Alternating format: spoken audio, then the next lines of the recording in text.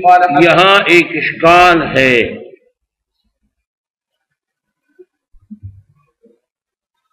وہ اشکال یہ ہے کہ پہلی روایت میں آپ پڑھ چکے ہیں، ابو موسیٰ اشعری رضی اللہ تعالیٰ عنہ کو روایت ای الاسلام افضل، حضور نے فرمایا من سلم المسلمون من لسانہ و یدہ، دوسری روایات میں ای الاسلام ہے قال تطعم الطعام وتقرأ السلام على من عرفت ومن لم. پہلی روایت سے یہ معلوم ہو رہا ہے کہ کسی مسلمان سے کسی کو تکلیف نہ پہنچے، یہ اب سب سے افضل ہے، اور دوسری روایت سے یہ معلوم ہو رہا ہے کہ سخاوت، اطعام الطعام اور ہر آدمی پر کرام سے کہنا جو آپ جانتے ہیں یا نہیں جانتے، ایک عموم صدا کے افضل یہ معلوم ہو رہا ہے اسلام ہے سمجھ میں آئی بات؟ تو بظاہر ان دونوں میں تعارض نظر آ رہا ہے، دونوں روایت ایک سے معلوم ہو رہا ہے کہ من سلم المسلمون من لسانہ و یدہ، اور دوسرے سے معلوم ہو رہا ہے کہ تعین الاسلام سے یہ معلوم ہو رہا ہے کہ اطعام الطعام یہ افضل ہے اور یہ اعلیٰ ہے. سمجھ گئے؟ اس کے بارے میں علماء کرام نے دو جواب دیے. ایک جواب تو یہ دیا ہے کہ خیر اور افضل میں فرق ہے، فضیلت اور فضیلت میں فرق ہے، خیریت اور افضلیت میں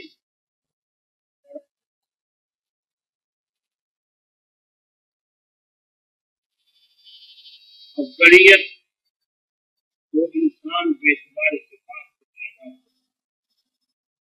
اور خیریت جو انسان کے اعتبار طبیعت سے مزاج کے اعلیٰ.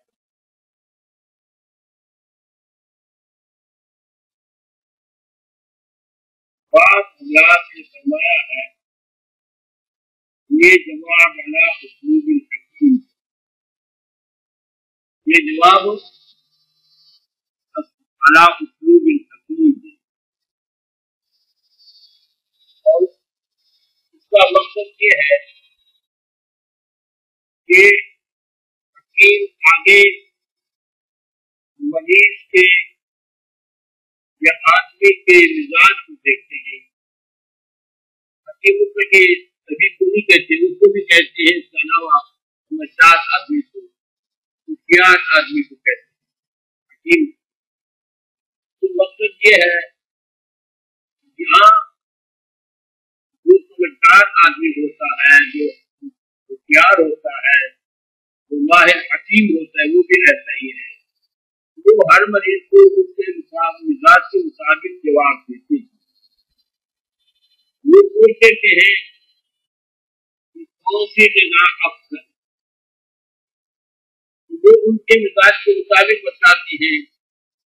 ان کا مقصد یہ نہیں کہ ہر آدمی کے لیے بہتر ہے، کیونکہ ان کو جو تکلیف ہوتی ہے تو وہ کہتے ہیں سبزی کھاؤ، سبزی کھاؤ، یہ کھاؤ، وہ سے پرہیز کرو، ان کو بہت سی کی بیماری ہے، یہ بتا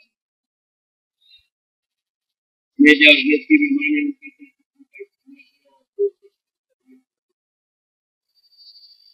دوسرا آدمی آ جاتا ہے، اس کا اس کو نزلے کی تکلیف ہے، اس کو نزلے کی تکلیف، وہ کہتے کیا کیا چیزیں نہ کھاؤں، وہ کہتے کچھ چیزوں سے پرہیز کرو، کچھ چیزیں اچھی نہیں. اب بظاہر تو انہوں نے الفاظ مستقل کہ کچھ چیزیں اچھی نہیں ہے، لیکن مراد آپ کی بھی بڑی گرنے والا آیا ہے اس کو اپنا جواب، جو میجے والا آیا ہے اس کو اپنا جواب. حضور صلی اللہ علیہ وسلم کے پاس جو آگے آ جاتا حضور صلی اللہ علیہ وسلم اس کے اندر جو کمی دیکھتے اس کے مطابق جواب دیتے. اگر ایک آدمی لڑکوں مزاج ہوتا اس کو یہ جواب دیتے منصانے پر مسلمون ابھی لسانی ہی ویدی کی.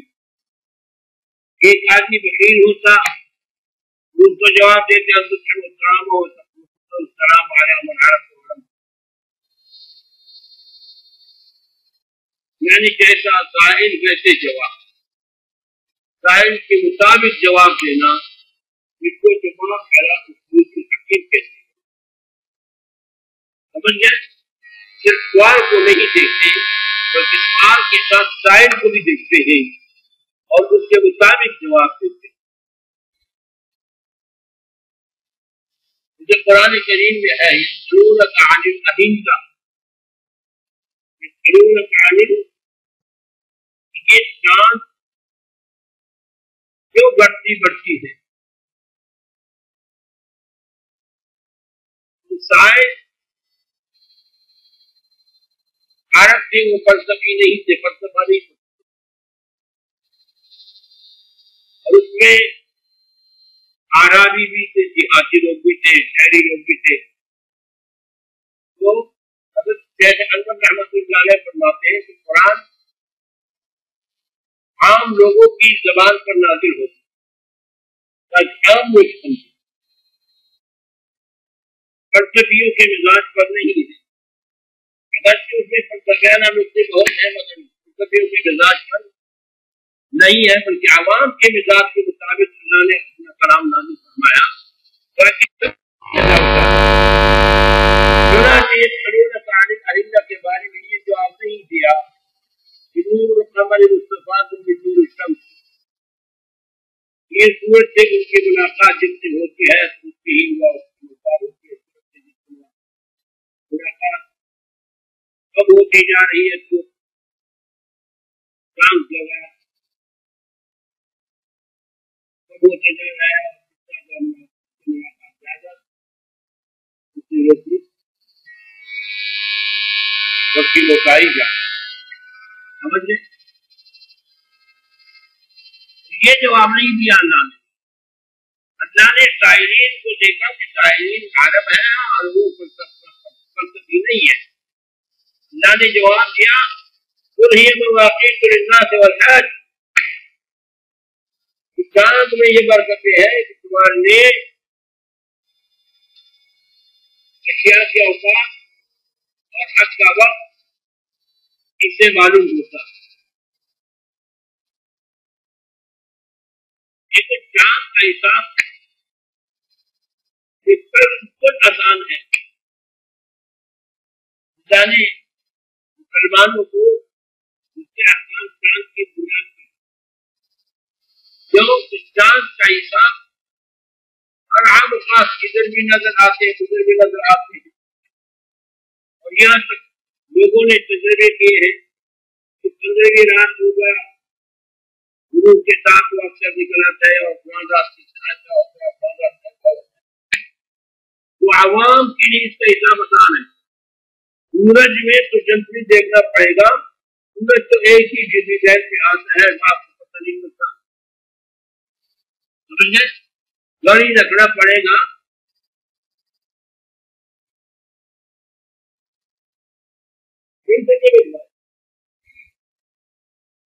لیکن چاند کے لیے کسی گاڑی کی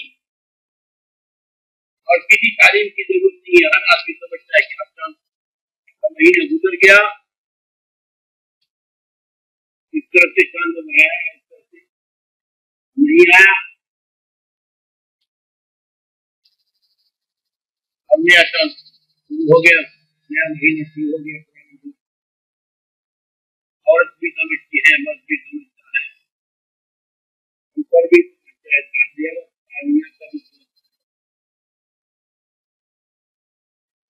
سمجھ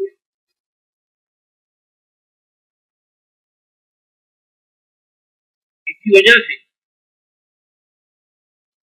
केवल तमाम मज़ाहिब इस बात का मुतफ़िक़ किया है चांद के बारे में एतबार मज़हब नूर इस पर है, बल्कि हिसाब वालों का एतबार नहीं है। फलकियात वालों के हिसाब का एतबार नहीं है। शामिल की है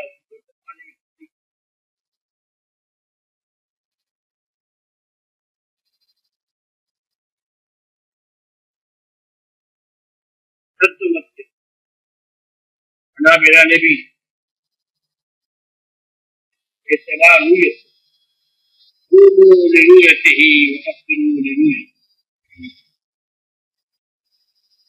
ये नहीं है तो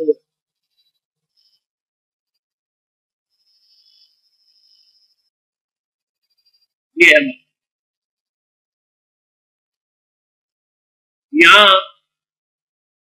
मैंने बताया कि यहाँ जवाब दोनों में ताल्लुक नहीं है और यहाँ जवाब वाला हकीम है। कायम को देखते हुए उसके मिजाज के मुताबिक जवाब देना, इसको जवाब आला उसलूबिल हकीम। हकीम हर आदमी को देखकर नुस्खा बतलाता है, प्रेम बतलाता है, हर आदमी के मिजाज के मुताबिक सब कुछ एक ही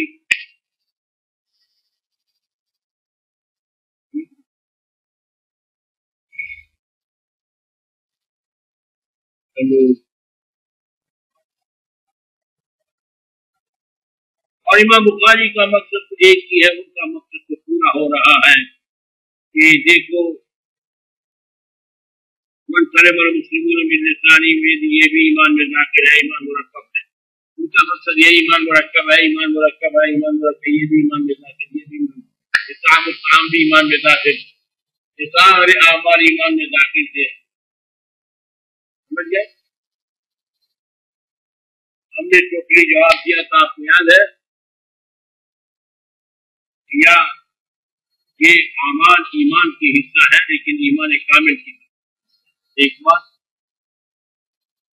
ईमान कामिल का हिस्सा, नफ्स ईमान का हिस्सा नहीं। नफ्स ईमान का आमाल ईमान का हिस्सा है, मगर ईमान कामिल का नफ्स ईमान का हिस्सा नहीं है। इस पर मुहद्दिसीन और सब मुत्तफिक है कि नफ्स ईमान का हिस्सा इसलिए नहीं है कि सब मुत्तफिक है। जो आमाल नहीं करते, गुनाह करते हैं, तो वो इस्लाम से खारिज नहीं होता। मुहद्दिसीन और मुतकल्लिमीन अहले हक सब इस पर मुत्तफिक। तो मालूम हुआ कि नफ्स ईमान का हिस्सा उनको नहीं है।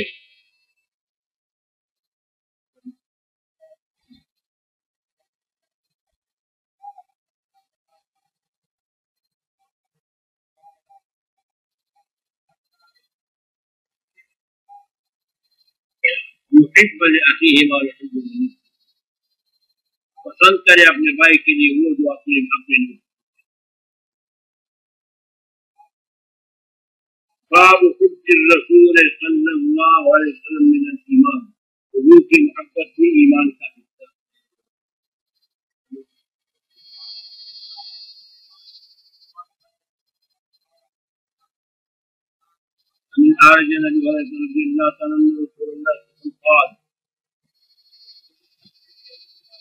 कसम है उस खुदा की जिसके कब्जे में मेरी जान है, ला मोमिन नहीं बनता तुम में से एक, ईमानन कामिल कामिल मोमिन नहीं बनता, यहाँ तक कि मैं उसको महबूब बन जाऊँ। अपनी वालिद से भी ज्यादा तस्दीक का सेवा है और अपनी औलाद से भी ज्यादा महबूब है। तो उलमा ने कहा है कि इससे मुराद मोहब्बत आखिरी है, मोहब्बत आखिरी मुराद है। आखिरी तौर पर अगर मुकाबला आ जाए, एक कबली मोहब्बत है, एक चलो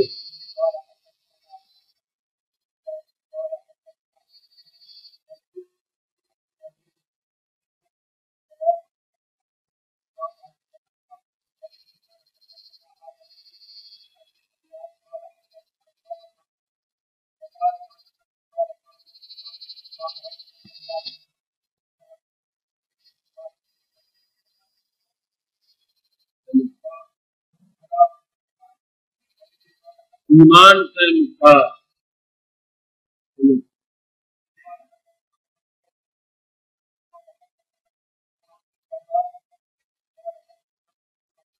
فقط ہی یہ قال حدثنا ایوب بن ابی سلام عن انس رضی اللہ تعالی عنہ قال ثلاث امور فيه وجد حلاوة الایمان، تین خصلتیں ایسی ہے جن کے اندر وہ یہ تین خصلتیں ہوں تو وہ ایمان کی نکاح کو محسوس کرے گا، معلوم کرے گا، پائے گا، ایمان کی نکاح کو پائے گا۔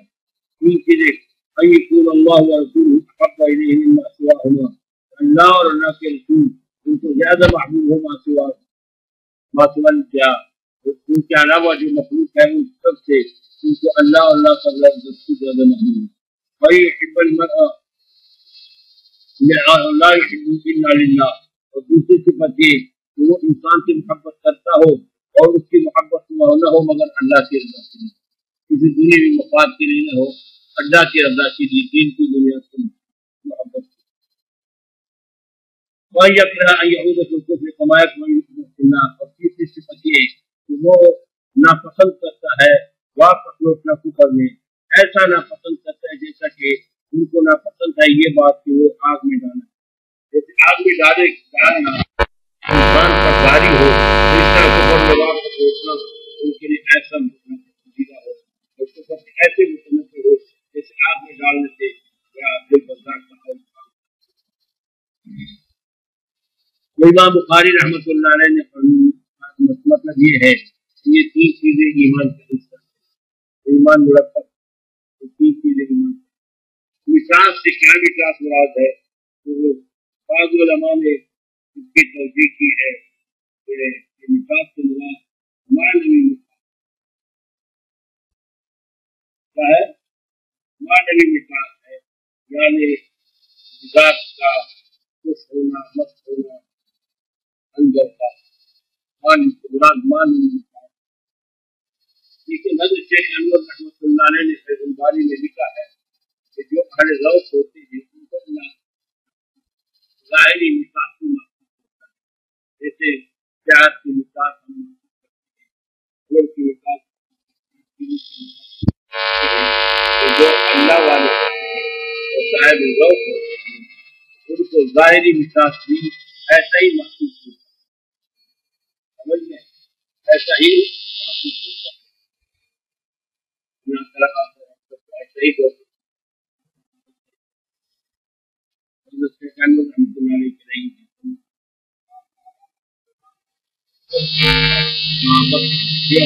انکار کی محبت کی ایمان کا حصہ ہے، اور ایمان مرکب ہے، یہ دو لگا رہے ہیں ایمان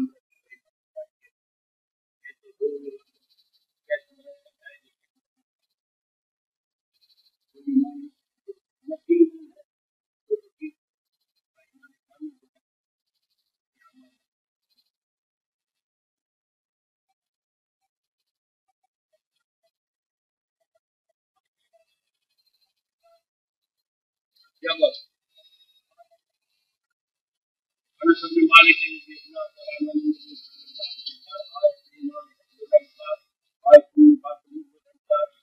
علامت ایمان انکار کی محبت ہے، اور جو نفاق کی نشانی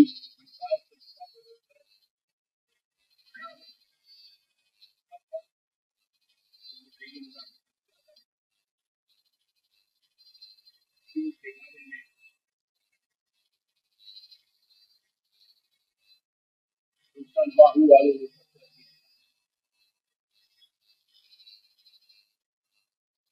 ان کے ساتھ آ جائے گی۔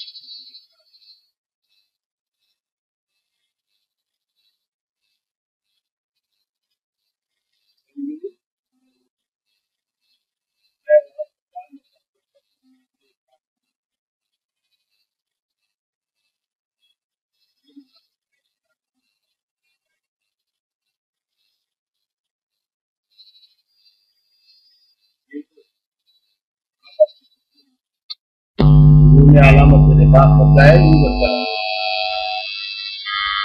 تو ہر حال وہ بھی یہ پڑھ کر اختیار استعمال کرتے ورنہ ان کے اعلیٰ حضرت ہے وہ بھی مسلمان نے ایک مرتبہ ایسا ہوا میں لا علم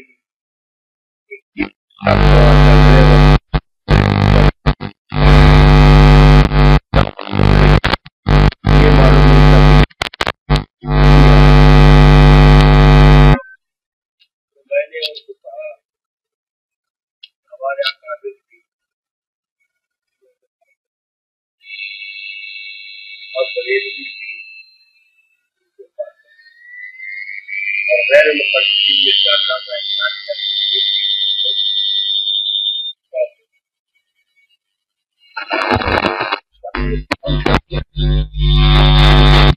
مگر یہ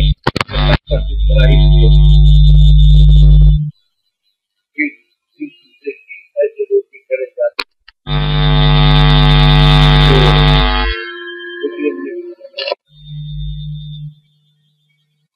دونوں طرف سے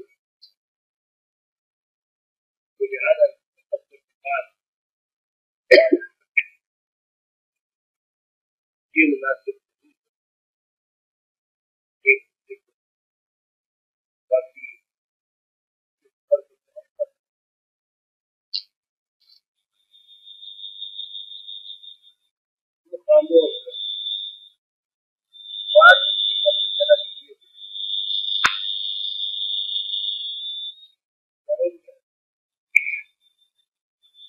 مسئلہ شروع کر دیا یہ جو لڑائی لڑتی ہے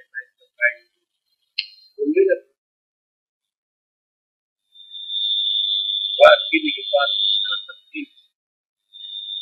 ہم ہمارے اساتذہ اور رئیوں کی بڑھے گی سے بڑھے گی باتیں سامنے سامنے رکھتے ہیں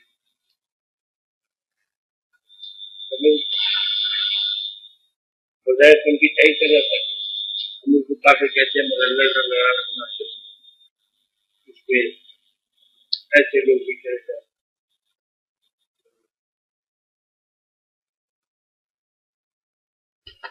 صرف نظریاتی طور پر کام کرتے ہیں اور وہ خطوں کے ساتھ نہیں کرتے وہ بھی آتا تو دیکھیں کس کو لگاؤ اس سے حسین حاصل ہوگا چمکدار رمضدار اس کو کرے جہاں تک میری معلومات بتا دوں سب نے یاد رکھنا ہی ہے کہ اگر حکومت کی طرف سے ہے تو ان لوگوں نے دلچسپی کی ہے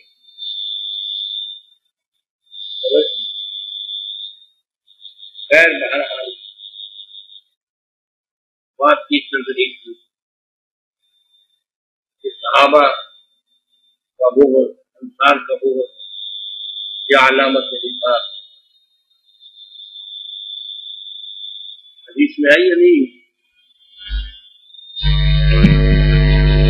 کہ آیت الایمان حب الانصار و آیت النفاق حب الانصار ان کے بعد کتابوں میں لکھا ہے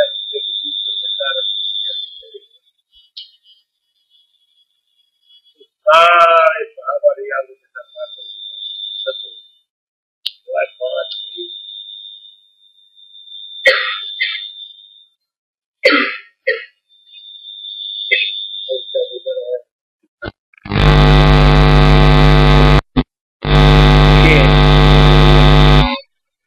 یہ مسلمان رہیں گے اس بات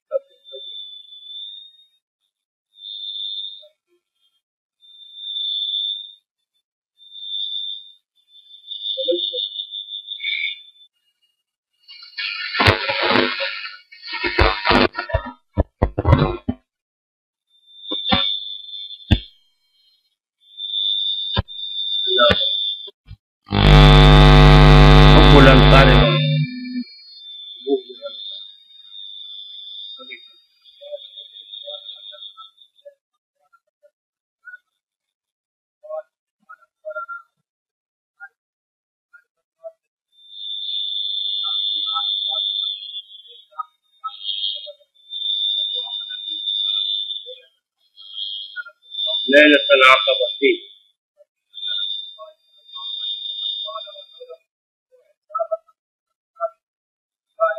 حضرت عبادہ بن ثابت رضی اللہ تعالیٰ عنہ فرماتے ہیں وقال شہید بدر، اور عبادہ بن ثابت ان بزرگوں میں ہے جو بدر میں حاضر ہوا، بدری صحابی.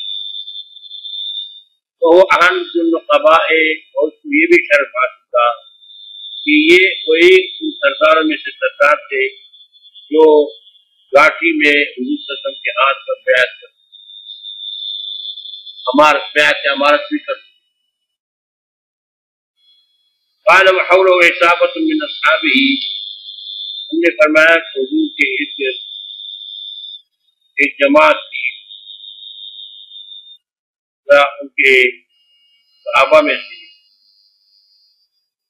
بایعونی، حضور نے فرمایا کہ میرے ساتھ بیعت کرو، علی اللہ تشرکوا به باللہ شیئا ولا تسرقوا ولا تزنوا ولا تقتلوا اولادکم ولا تأتوا ببهتان تفترونه بین ایدیکم ولا تعصوا بالمعروف، ان اللہ کے حکم کی اللہ کے حکم نے اس بات کو پورا کر دیا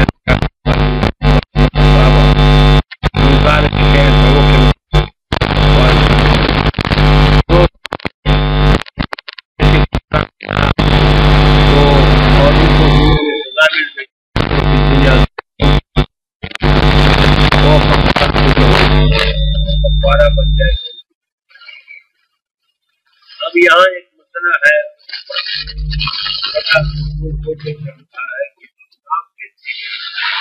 جو حضور کی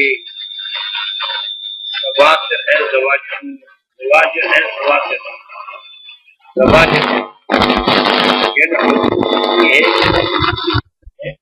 گناہ کے معاف کرنے کے لیے نہیں، جبکہ شوافع کہتے ہیں جو زواجر کیا ہے، یہ کہتے ہیں کہ وہ سے گناہ معاف ہوتے ہیں، اور کسی حدیث سے وہ استدلال کرتے ہیں کفار. اس حدیث سے معلوم ہو رہا ہے کہ یہ بظاہر شوافع کی ہے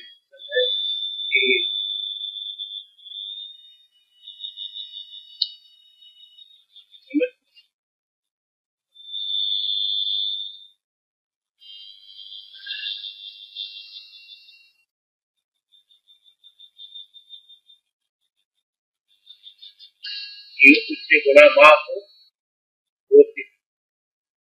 اس حدیث سے یہ معلوم ہوتا ہے کہ اس سے گناہ معاف ہو ایک کفار کو، جبکہ ہمارے نزدیک حدود یہ کفارات اس کے بارے میں حضرت شاہ رحمۃ اللہ علیہ نے وہ فرماتے ہیں کہ حقیقت میں اختلاف نہیں. اصل بنیادی بات یہ ہے کہ ہم کہتے ہیں کہ یہ بالذات زواجر ہے اور طبعاً زواجر، اور وہ کہتے ہیں کہ بالذات زواجر ہے اور طبعاً زواجر. زجر عن المعاصی ان کے ساتھ آتا ہے، اصل ہے تو گناہ کے چھپانے کے لیے، لیکن اس کے ساتھ طبعاً پھر جب سزا ہو تو پھر لوگ گناہ سے رک جاتے. اور احناف کہتے ہیں کہ اصل تو یہ ہے گناہ کو گناہوں سے روکنے کے لیے، تو لوگ گناہ سے رک جائیں. زواجر ذاتاً زواجر ہے، اس کا اصلی مقصد زجر ہے، اور طبعاً زواجر بھی. حضرت فرماتے ہیں کہ روایات ایک دوسرے کے خلاف نہیں ہے، کیونکہ جو جن روایات میں آیا ہے کہ یہ زواجر ہے تو وہ بھی صحیح ہے، یعنی ذاتاً زواجر ہے. سمجھے ہمارے مذہب میں جہاں آیا کہ زواجر ہے تو ہم کہتے ہیں طبعاً زواجر. طبعاً کیا ہے؟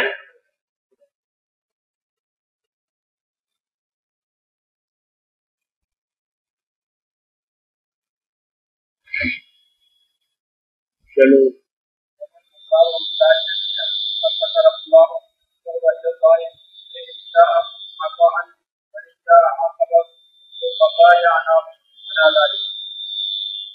اللہ اکبر کبیرہ۔ اس بیعت سے یہ بیعت کر چکے ہیں، یہ مدینہ منورہ میں کر چکے ہیں، یہ مدینہ منورہ میں ایک بیعت العقبہ ہے وہ اور ہے، اور یہ بیعت جو ہے یہ بیعت توبہ اور تبرک جس کو کہتے ہیں، تو یہ بیعت تو وہی ہے جو بیعت علی الاعمال کہتے ہیں، اور جس کے صوفیہ بیعت العقبہ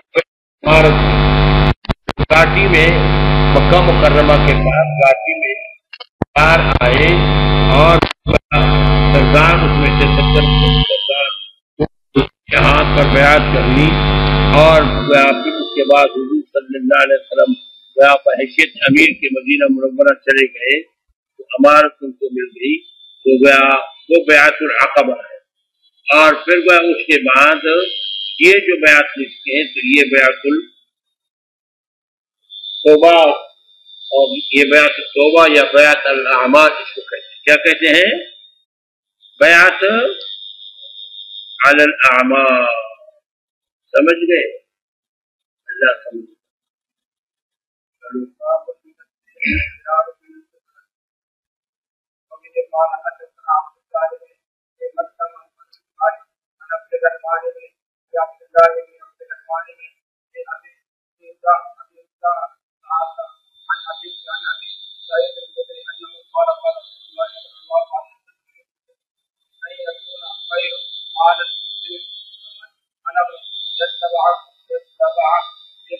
يتبع بها شعف الجبال شعف الجبال شعف الجبال رأس الجبال، شعف ہمارے رأس کے ہے، قطر ہے۔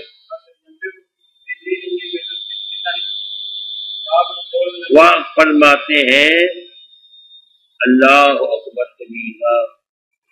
ابو سعید خدری من الدین دین الفرار من الفتن، دین میں سے یہ بھی ہے کہ بھاگنا، فتنوں سے بھاگنا۔ یہ ایک ایسا دور آئے گا، ایک دعوت کی کا فریضہ امت سے ساقط ہو جائے گا، اور اپنی ایمان کی حفاظت کے لیے ماحول سے نکل کر کہیں ایسی جگہ پہ پہنچنا کہ اپنے ایمان کی حفاظت کرے، اپنے ایمان کی حفاظت کرے۔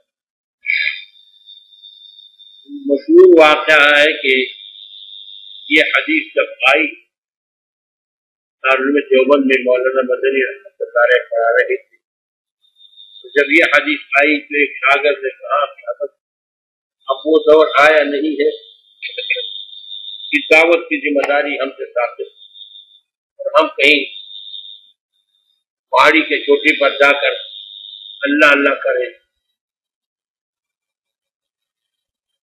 تو مولانا مدنی رحمۃ اللہ علیہ نے فرمایا نہیں نہیں، ابھی وہ دور نہیں آیا، اگر وہ دور آیا ہوتا تو آپ ادھر حدیث نہ پڑھتے جاتے۔ ابھی دنیا کے اندر ایسے لوگ ہیں کہ تمہاری خدمت کرتے ہیں، ان کو حدیث کرتے ہیں، سمجھ گئے؟ امت کے اندر بھی جذبہ ہے، کچھ کے اندر پڑھنے کا جذبہ ہے اور کچھ کے اندر تعاون کا جذبہ ہے، تو معلوم ہوا کہ ابھی امت کے اندر حیات ہے، کہ وہ ایسا دور ہوگا کہ امت کے اندر افراتفری ہوگی، ہر ایک دوسرے سے بیزار ہوگا، اس وقت اپنے دین کی حفاظت کرو، پھر دعوت کا فریضہ تم سے ساتھ۔ سمجھ گئے؟ دعوت فرض کفایہ ہے، یہ بات یاد رکھو، مگر اس مخصوص شکل میں جو مولانا الیاس رحمۃ اللہ علیہ ہے یہ نہیں، یہ شکل دعوت کی، یہ میں کہتا ہوں نہ فرض ہے نہ واجب ہے، یہ شکل مخصوص نہ سنت مرتضی ہے، زیادہ سے زیادہ میں اس سے تعبیر کرتا ہوں یہ ایک بہتر ایجاد ہے۔ کیا ہے؟ بہتر ایجاد ہے، دین کے دعوت کے لیے ایک نیا طریقہ انہوں نے ایجاد کیا۔ صحابہ کرام کے دور میں یا خیر رسول کے دور میں یہ شکل نہیں تھی. خود شاہ ولی اللہ سے کے دور تھا یہ کام نہیں تھا. مولانا الیاس رحمۃ اللہ علیہ نے ایجاد.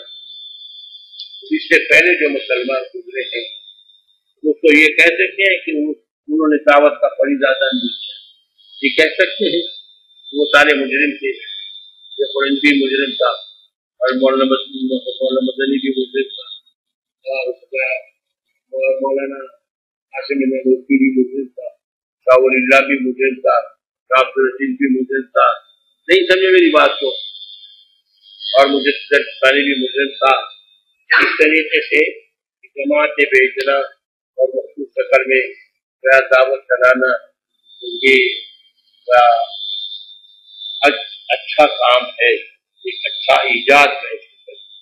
ایک اچھا ایجاد ہے اور اس پر یہ نہیں کہہ سکتے کہ یہ سمجھ گئے سنت ہے یا فرض ہے. بعض لوگ کہتے ہیں فرض کفایہ فرض عین ہے. بعض لوگ کہتے ہیں فرض عین ہے. ریمنڈ کے بزرگوں میں سے ایک بزرگ ایک مسئلے کے بارے میں میرے پاس آئے تھے. کچھ پردے کی کیس کی مدد سے ریمنڈ کی باتات بدلتے ہیں تو ایک مدد سے مسئلہ درپیش تھا. بزرگ ساتھ آئے. مدرسے والا آدمی بھی آیا تھا ذمہ دار اور وہ بزرگ بھی ساتھ. اس بزرگ نے مجھے وہ اچھا آدمی ہے بات سننے والا. اس بزرگ نے مجھے یہ بتایا ہمارے بزرگ کہتے ہیں کہ دعوت اور یہ فرض عین.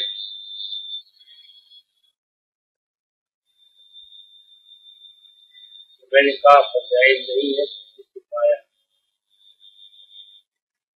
فرض عین نہیں ہے. فرض میری بات کو سمجھتے ہو یا نہیں سمجھتے؟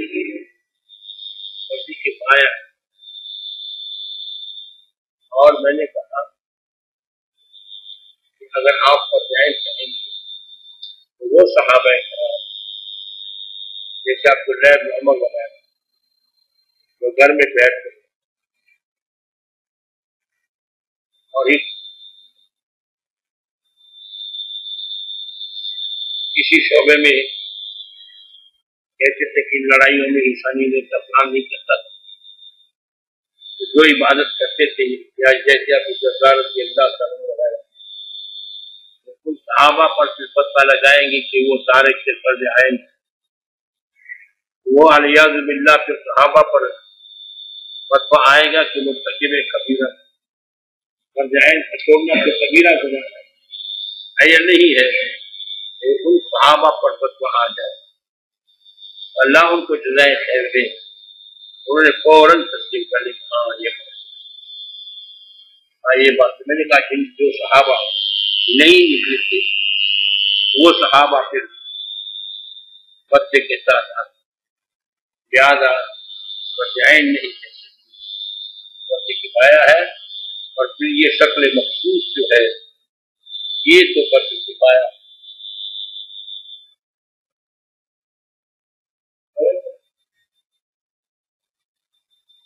یہ کہہ دیں گے کہ فرض کفایہ کا ایک فرض ہے کسی شکل میں بھی فرض کفایہ ادا ہو. سمجھ گئے؟ بہتر ہے ایک بہتر ایجاد ہے. یہ ایک بہتر کیا ہے ایجاد ہے جو مولانا الیاس رحمۃ اللہ علیہ نے اس کے لیے آسان طریقہ ایجاد کر دیا کہ اکیلے پھرنا اور رات کو اکثر کے ساتھ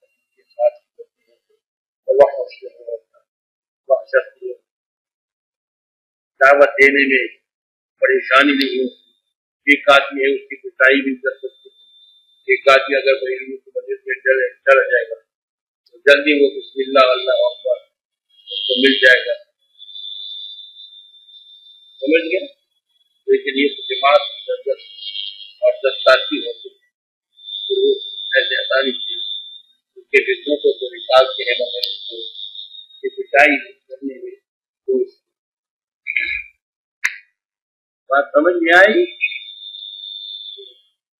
اللہ اس کی خبر پر کروڑوں رحمت سے برسات ایک اچھا اجازت ہے دعوت کا ایک اچھا طریقہ اختیار کیا۔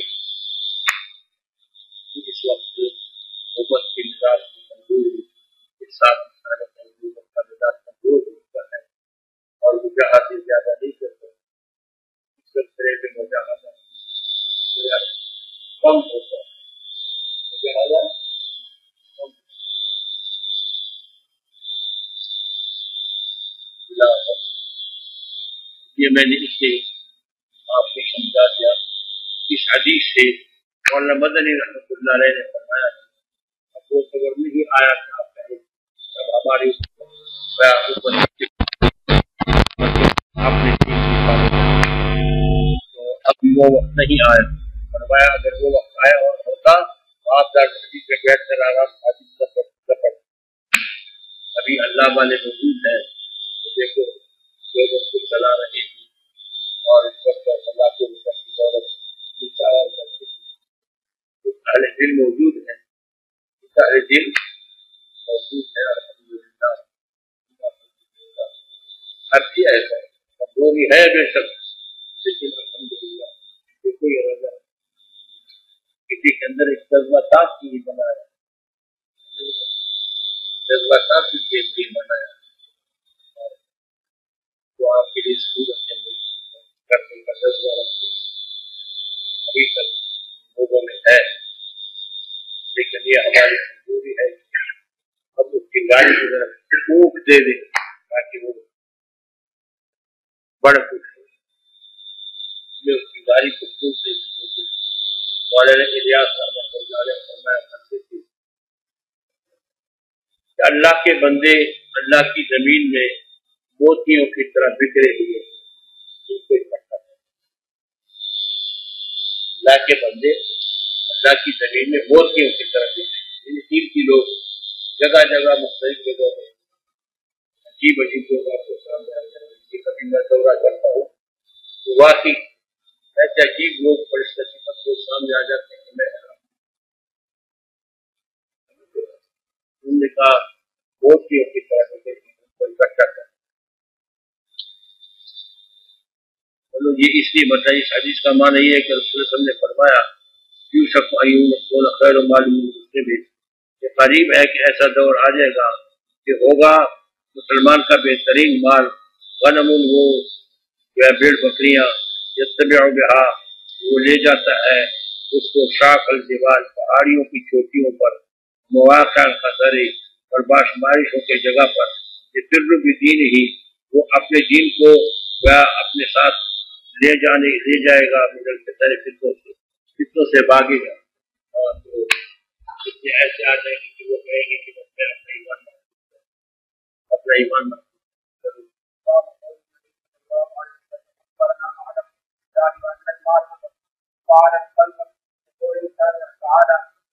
باب قول النبی صلی اللہ علیہ وسلم انا اعلمکم باللہ وان المعرفة فعل القلب لقول اللہ عز وجل ولكن يؤاخذكم بما كسبت قلوبكم۔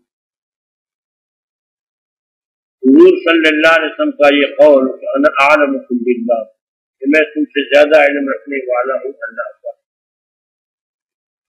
اور معرفت یہ دل کا عمل ہے، یہ دل کا فعل ہے، یہ قول اللہ عز وجل ولكن يؤاخذكم بما كسبت قلوبكم۔ تو دیکھو معرفت دل کا فعل کیا ہے؟ دل کا عمل ہے۔ جب دل کا عمل ہے تو گویا یہ بھی ایمان کا ایک حصہ ہے، یہ عمل ہے بما کسبت قلوب، کسب تو عمل کا ہوتا ہے۔ امام بخاری مسئلہ فرماتے ہیں کہ یہ فعل ہے مگر دل کا فعل ہے، عمل ہے مگر دل کا عمل ہے۔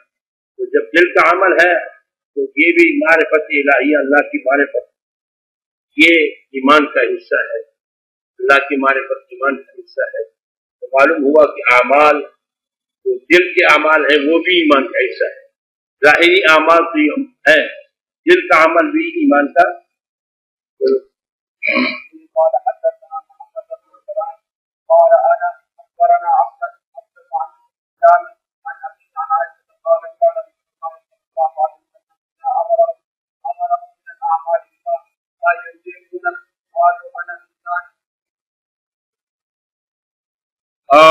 حضور صلی اللہ علیہ وسلم حضرت عائشہ فرماتی ہے امرهم من الاعمال بما يحب. حضور صلی اللہ علیہ وسلم جب حکم دیتے تھے تو حکم دیتے تھے مسلمانوں کو ایسے اعمال کا بما يحب کہ مسلمانوں کی طاقت رکھتے، ایسے اعمال کا حکم دیتے تھے جو ان کی طاقت سے باہر نہ ہو. قالوا صحابہ نے فرمایا انا لسنا کہیاتک یا رسول اللہ، ہم تو آپ کی طرح نہیں ہے یا رسول اللہ، ہمیں تو کچھ زیادہ اعمال بتایا کرو. آپ تو اللہ نے دنیا میں مغفرت کا اعلان دیا ہے، لہذا آپ اگر کم عمل کرتے ہیں تو کوئی پرواہ نہیں، ہم اگر ہمیں زیادہ اعمال بتاؤ اس سے ہم زیادہ روزے رکھیں زیادہ. ان اللہ قد غفر لك وما تقدم من ذنبك وما تأخر، اللہ نے تمہیں معاف کر دیا ہے وہ جو تم سے پہلے ہو چکی ہے من ذنبك غلطیاں وما تأخر، اور جو بعد میں تم سے ہونے والی. فیغضب، حضور اس پر غصہ ہو جاتے کہ تم زیادتی کا مطالبہ کیوں کرتے ہو اعمال میں، جو اعمال میں کرتا ہوں تم مجھ سے آگے بڑھنا چاہتے ہو، تم مجھ سے زیادہ عمل کر سکتے ہو. حضور ناراض ہو جائے، غصہ ہو جاتے، حتی یعرف الغضب فی وجہ، یہاں تک کہ معلوم ہو جاتا تھا غصہ ان کے چہرے میں. ثم یقول، پھر حضور فرماتے ان اتقاکم وعالمکم باللہ انا، بے شک میں سب سے خدا سے ڈرنے والا اور متقی اور سب سے خدا کو جاننے والا انا میں ہوں. میرے پاس علم بھی آپ سے زیادہ ہے اور تقویٰ بھی آپ سے زیادہ ہے، پھر آپ جو عمل میں کرتا ہوں اس سے زیادہ کا مطالبہ آپ کا کرنا یہ درست نہیں ہے. تم مجھ سے زیادہ آگے بڑھنا چاہتے ہو اعمال میں، تم مجھ سے آگے نہیں بڑھ سکتے، سمجھ گئے؟ کہ میں اتقی بھی ہوں اور عالم بھی ہوں لہذا. اور یہ مقصد یہ تھا حضور صلی اللہ علیہ وسلم کا کہ میں اعمال زیادہ بتا دوں گا پھر تم سے نہیں ہو سکے گا.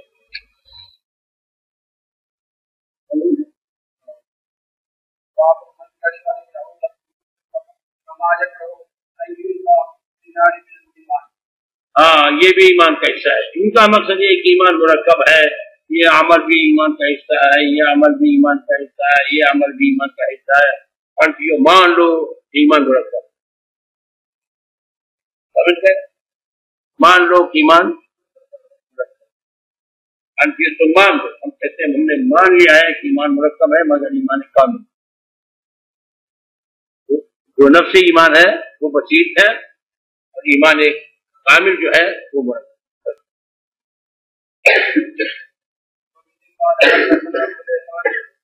سلیمان بن حرب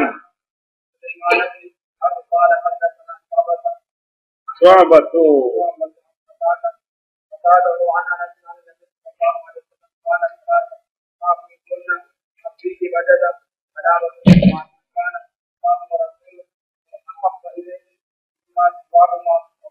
یہ حدیث ہوئی ہے سند تبدیل کی. ومن احب عبد اللہ يحبه الا للہ ومن يكره ان يعود في الكفر بعد اذا انقذه الله كما يكره ان يلقى في النار. چلو اہل ایمان فی الاعمال، اہل ایمان کا اعمال میں ایک دوسرے سے بڑھ جانا. تو فرماتے ہیں جب اعمال میں ایک دوسرے سے بڑھ گئے اہل ایمان تو اس کا مقصد یہ ہے کہ ایمان میں بھی فرق ہوگا، ایک کا ایمان زیادہ ہوگا دوسرے کا ایمان کم ہوگا. تو یہ الایمان یزید و ینقص، سمجھ گئے؟ چلو تفصیل ساری گزر چکی ہے. عن عمرو بن يحيى المازني عن ابي سعيد الخدري رضي الله تعالى عنه النبي صلى الله عليه وسلم قال يدخل اهل الجنه الجنه، جنت والے جنت میں چلے جائیں گے، واہل النار النار، جہنمی جہنم میں چلے جائیں گے. ثم يقول الله، پھر اللہ فرمائے گا اخرجوا من كان في قلبه مثقال حبة من خردل من ایمان، کہ نکال دو جہنم سے وہ لوگ جس کے دل میں بقدر ایک دانہ رے کے دانے کے برابر ایمان ہو، جس کے دل میں ایک رے کے دانہ کے برابر ایمان ہو. اس کو نکال دو، اس کو نکال دو، اس کو نکال دو. امام بخاری ذرا سن لو، اب یہ حدیث ہمارے لیے گواہ ہے یا نہیں ہے؟ یہ قلب ہی معلوم ہوا کہ اصل ایمان دل میں ہوتا ہے، سمجھ گئے؟ ہاں، اقرار باللسان آج دنیا میں شرط ہے، اگر شطر نہیں ہے یہ قلب ہی مثقال حبۃ من خردل، رے کے برابر اس کے دل میں ایمان ہو تو اس کو نکال دو، وَيُخْرَجُونَ مِنْهَا قَدْ اسْوَدُّوا، وہ نکالے جائیں گے جہنم سے ایسے حال میں کہ وہ کالے ہوں گے، وَيُلْقَوْنَ فِي نَهْرِ الْحَيَاةِ اب الحیات راوی کا شک ہے، یہ ڈالے جائیں گے ایک نہر کے اندر جس کو حیا نہر الحیا کہیں گے یا نہر الحیات کہیں گے، شک کا مالک امام مالک کا اس میں شک ہے، وَيُنْبَتُونَ كَمَا تَنْبُتُ الْحِبَّةُ فِي جَانِبِ السَّيْلِ، یہ ایسے اگ جائیں گے جیسے کہ دانہ اگ جاتا ہے فی جانب السیل، سیل کے کنارے میں، سیلاب جب آ جاتا ہے تو کنارے میں جو دانے گرا دیتے ہیں وہ پیدا ہو جاتے ہیں۔ أَلَمْ تَرَ أَنَّهَا تخرج صفراء ملتویہ، کیا آپ دیکھتے نہیں کہ وہ دانہ نکل جاتا ہے صفراء زرد رنگ کا ملتویہ اور ایسے مڑا ہوا ہوتا ہے۔ قال وہیب فرماتے ہیں حدثنا عامر، کیا الحیات عمر نے یہ روایت کی ہے بجائے حیا کے حیات، وقال خردل من خیر، اور خردل من ایمان کی جگہ فرمایا خردل من خیر، ایک دانے رے کے دانے کے برابر اس کے دل میں خیر ہو، سمجھتے؟ خیر سے بھی مراد ایمان مراد، کیا مراد ہے؟ ایمان مراد ہے، تو غیر فرماتے ہیں کہ ان کو نکالا جائے گا۔ بہرحال امام بخاری کا مطلب یہ ہے کہ ایمان کم و بیش ہے، ان کا اپنا مطلب پورا ہو رہا ہے، ان کا مطلب یہ ہے کہ میں دیکھو تھوڑا سا ایمان، معلوم ہوتا ہے کہ تھوڑا بھی ہوتا ہے اور زیادہ بھی ہوتا ہے، مثقال حبۃ من خردل، تو مکرے کے برابر کی ایمان ہو تو معلوم تھا کہ گویا ایمان کم بھی ہوتا ہے اور زیادہ بھی ہوتا ہے۔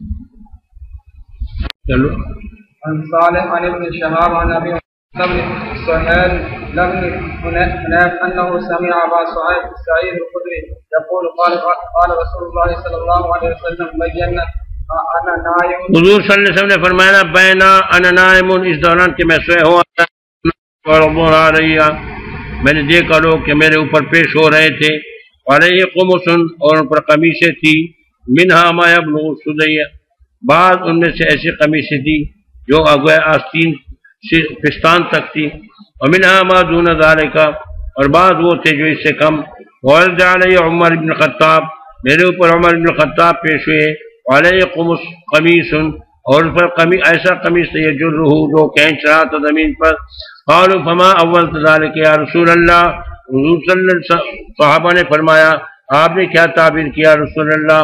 قال الدین، یہ قمیص دین کا، حضرت عمر کا دین سب سے کامل تھا، وہ زمین پر کھینچ رہا تھا۔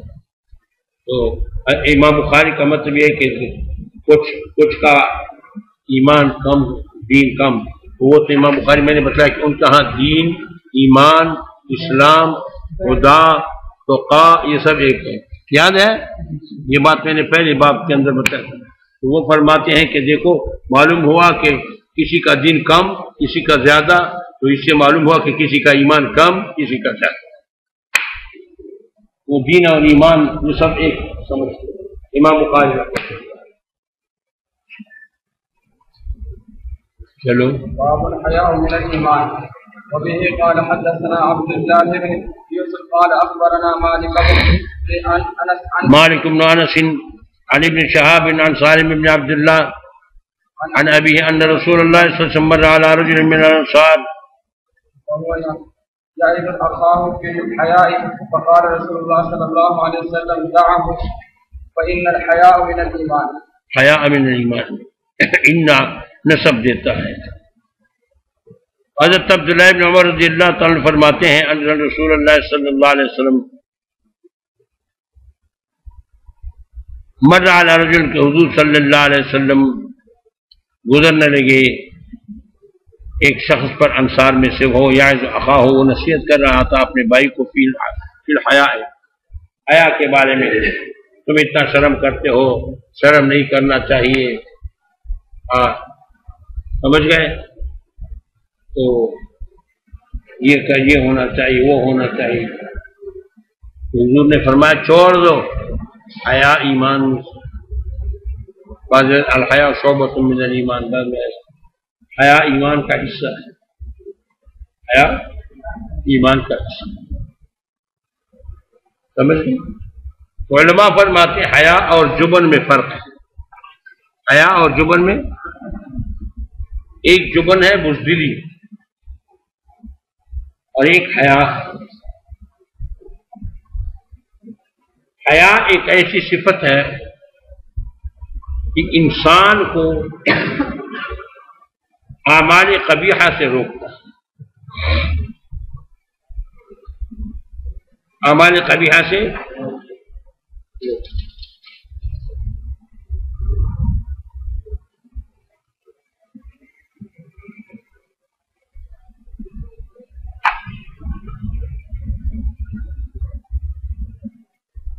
اور جبن اس کو کہتے ہیں کہ اس میں جرأت نہیں ہوتی،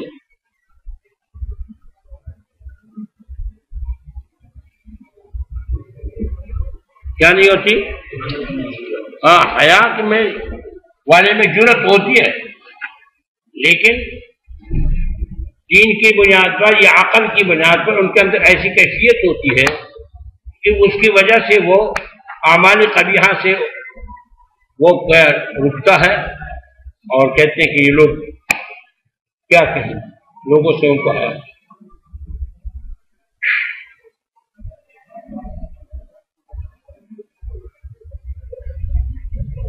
اور جبن بزدلی وہ یہ ہوتا ہے کہ اس کے دل میں جرأت نہیں ہوتی ڈر کی وجہ سے۔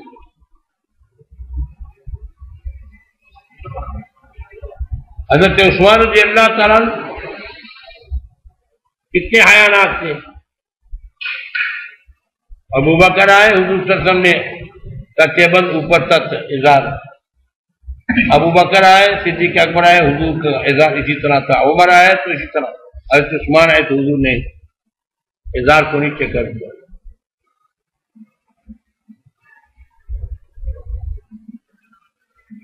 حضرت عثمان پر حیا کا غلبہ تھا، مگر جرأت، کمال جرأت۔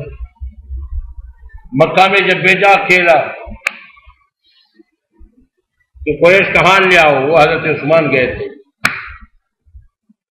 یاد ہے؟ صلح حدیبیہ کے موقع پر جو اطلاع آئی کہ حضرت عثمان کو قتل کیا گیا، پروپیگنڈا ہو گیا، حضور نے بیعت رضوان جس کو کہتے ہیں بیعت تحت الشرع، درخت کے نیچے صحابہ کرام سے بیعت لے لی،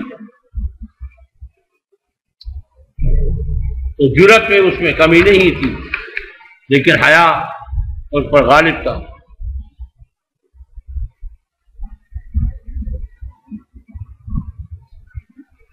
اور پھر مخالفین کہتے ہیں کہ دیکھو بیعت رضوان سے حضرت عثمان غیر حاضر رہے، یہ شرف ان کو نہیں ملا۔ ہے بخاری میں آپ پڑھ لیں گے، مناقب عثمان میں بھی آ جائے گا، فرماتے صلح حدیبیہ میں کے موقع میں بھی آ جائے گا، پڑھیں گے جلد ثانی میں کہ حضور نے فرمایا جب سب سے بیعت لے لی، اپنے دست مبارک کو ایسے ہاتھ دوسرے دار فرمایا ہادی لعثمان، اپنا ہاتھ عثمان کا ہاتھ قرار دیا۔ کتنا شرف ہے، میں تو کہتا ہوں ایسی بیعت کسی کو نہیں کی، اپنے دست مبارک کو دوسرے دست مبارک فرمایا ہادی لعثمان، یہ بیعت عثمان کی لیے، عثمان موجود نہیں اور وہ اپنا ہاتھ دست مبارک دوسرے ہاتھ پر رکھتے کہتے ہیں ہادی لعثمان، یہ بیعت عثمان کی لیے، اپنا ہاتھ عثمان کا ہاتھ قرار دیا۔ میں تو کہتا ہوں سب سے اعلیٰ بیعت ان کو نصیب ہوئی یا نہیں ہوئی۔ بہرحال میں یہ بتانا چاہتا تھا کہ یہ دو چیزیں جدا جدا ہیں، یہ دو چیزیں جدا جدا باب فإن تابوا وأقاموا الصلاة تو جبن ہوتے ضعف فی القلب، ضعف